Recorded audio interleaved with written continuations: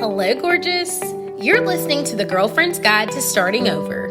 On this podcast, we talk about everything from dating and relationships to personal development. We also speak very candidly about the F word, and by that, I mean failure. So grab a pen, tag a friend, and let's talk about it.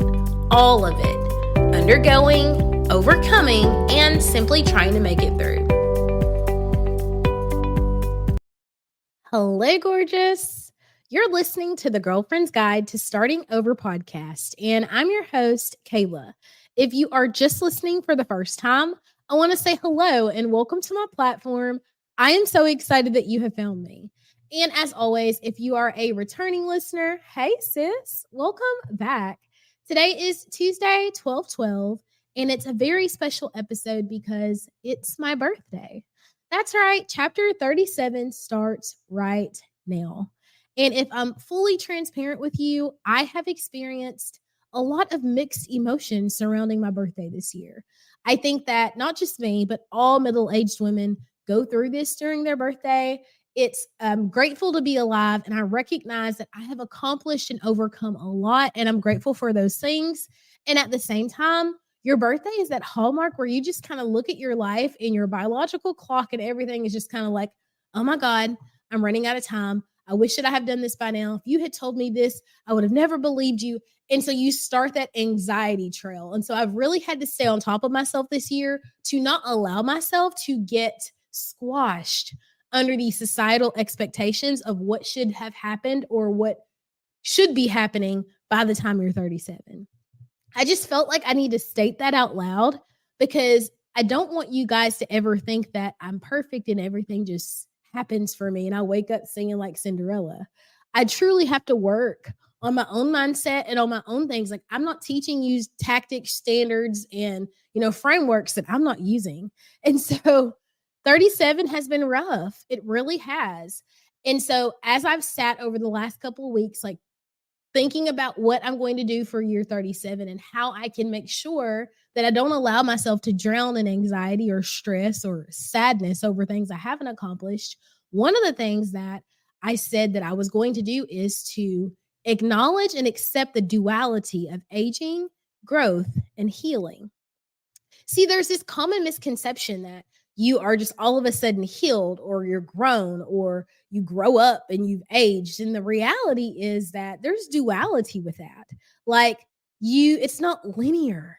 It is not linear. You can think that you're fine about something 1 minute and the next minute you are falling apart. You might think that you're completely over someone and then you hear a song or a smell or you see them and your heart aches. There's a tear in it. And it's like, what's going on with me?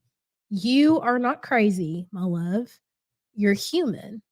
There is a duality in aging and in growth. See, I can celebrate all that I've overcome and the fact that I've knocked it out of the park in the corporate world, that I have walked away from relationships that no longer serve me. And I can still be a little bit sad that I haven't accomplished the family goals that I've set for myself or that I'm not at the level that I want to be in my entrepreneurial life, right? Like that is so common. It's so common for there to be two sides to something. You can leave a relationship and still miss the person. Just because you miss someone does not mean that they're meant for you. You can walk away from people or distance yourself from them and still want the best for them. That's happened a million times in my life. You can grieve and be sad and just really upset about something and still welcome joy in the places where you're available to allow it to come in. There's duality in so many things. And so with this aging, the thing that I'm accepting most is duality, where it doesn't have to be one thing or the other. And I don't feel selfish or ungrateful, or I don't feel like I am discrediting or taking advantage of the fact that I'm getting older by being a little bit sad and a little bit, I want to say, activated, called up to step it up, to pull up the anchor and trudge forward. I don't feel bad about that. And I won't allow people to make me feel bad about that. The other thing is I'm recognizing that other people are recognizing that I'm aging, and I have to choose what to do with that. Like today at the doctor's office, the doctor said to me, what's your marital status? And I said, I'm divorced. And he said, don't give up. And I said, did I look like I was going to? And it was just like an initial response, like a knee-jerk response. But it's like, I didn't need that. I didn't need that. And so I have to figure out how to navigate those avenues of other people being uncomfortable with me aging.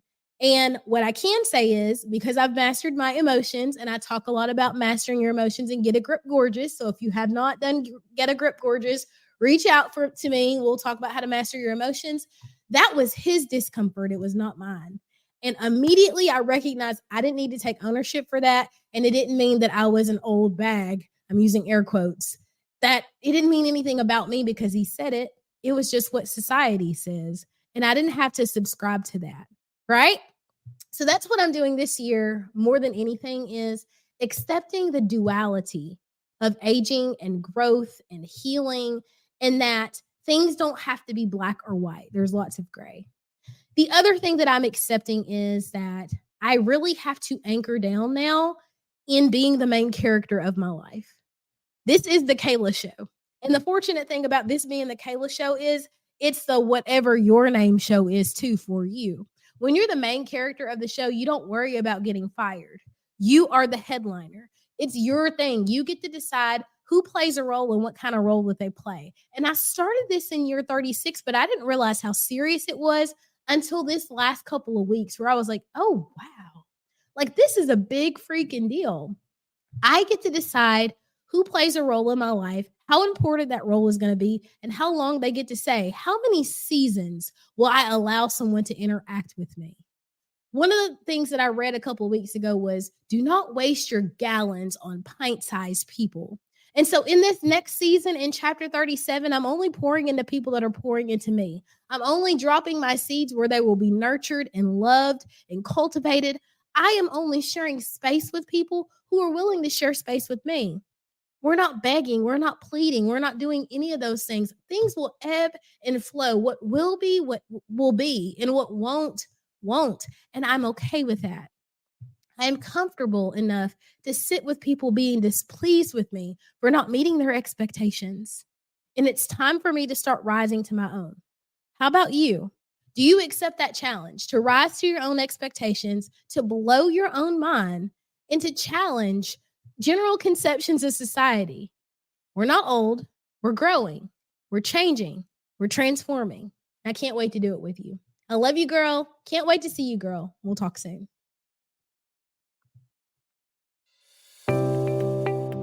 Well, gorgeous girl, that's a wrap for this episode. I hope you found value, insight, or strength. I hope something was said that gave you the courage to push on a little while longer toward the life of your dreams. If you felt motivated during this segment, screenshot this and throw it in your stories and tag me on social. That way we can keep the message going. Have an excellent day on purpose, and we, girl, will